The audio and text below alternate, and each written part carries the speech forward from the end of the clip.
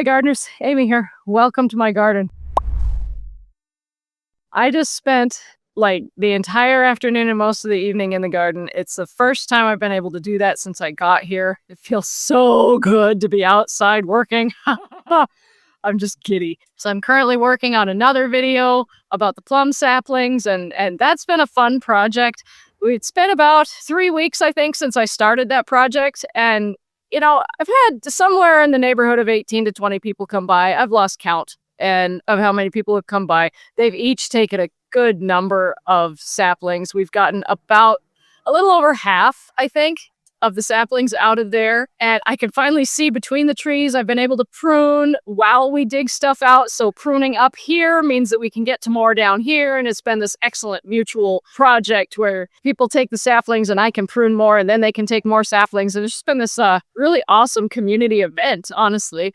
Lots of people from the town have come and gotten some trees, and it's been amazing. And then I finally got the lawnmower to work for me. So this was the lawnmower that my dad had when he lived here, and I have never been able to get it to work. The tenant had it tuned up just before she left, so it should have been running properly, but I couldn't get it to work for me. My cousins came by and they helped me, and it worked fine for them. Makes a funny noise, but it works. It turns out I needed to slide the seat forward. I'm just too short. That was really all it was. When I was trying to turn on the attachment, the blades, I was leaning forward just enough to trigger the kill switch. So I just had to slide the seat forward a little bit, and then suddenly it worked fine. That was it. That's what I've been dealing with for the last 2 months. I just need to remove the seat. So I finally got the lawn mowed for the first time since I've been here. I even did the perimeter around my grandma's garden so that I could start to prepare to burn all the stuff that's in there, because my plan is take all the sticks and branches and dead stuff that I prune out of those trees and that I cut down from around here and everything, and I'm going to make a big pile in the middle of the garden. And in the winter, when there's no risk of forest fire, I'm going to light a match and burn it. And that's going to add a whole bunch of phosphorus to the soil and hopefully rejuvenate everything that I'm going to grow down there. Then maybe I'll hire a plow, somebody with a rototiller or something, to freshen up the soil so I have a fresh plot of land to work with. And I even got to cut down some of the greater burdock that's around the property. Like, there was a bunch of giant ones just on the corner of the deck here. That was a job.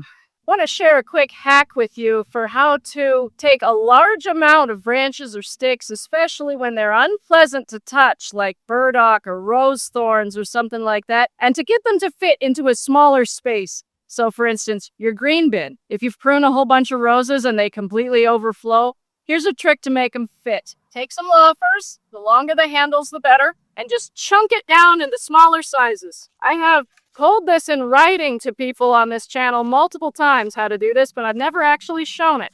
So here it is. You just chunk all the branches, and you can try to be careful to actually cut branches, but really the point is to just chunk and cut whatever you happen to catch. The smaller pieces will fit together easier, and it'll all fit in a much smaller space. For instance, it'll be much easier and safer to transport this tarp now that it all fits on here easily versus overflowing it. And again, preparing for what's next. So the next thing I want to work on is weeding out my grandma's peony bed, which I can now do because the rest of the plum saplings that were in my way are now gone. So I can now get to it easily. And then this slope beside my deck, I want to just burn all of that because, again, it's grass and sticky seed weeds that I don't want to mess with it. It'll be so much easier to just burn it, and then I can see what's underneath. And then I can either plant something or leave it empty. Probably empty because fire season is real here.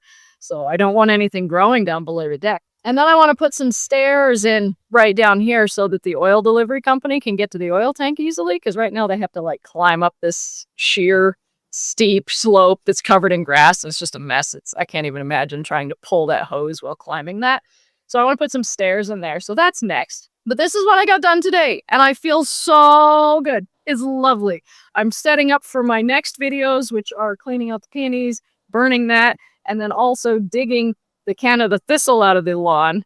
That's gonna be fun. Stand by for those. And yeah, I think that's it for today, folks. Thanks for watching. Let me know if you liked this vlog format. I've never really done a project where, you know, you just follow me and see what I did all day. So I don't know if you like that kind of video. Let me know in the comments down below. Thanks again for watching, guys. I'll see you in the gardens.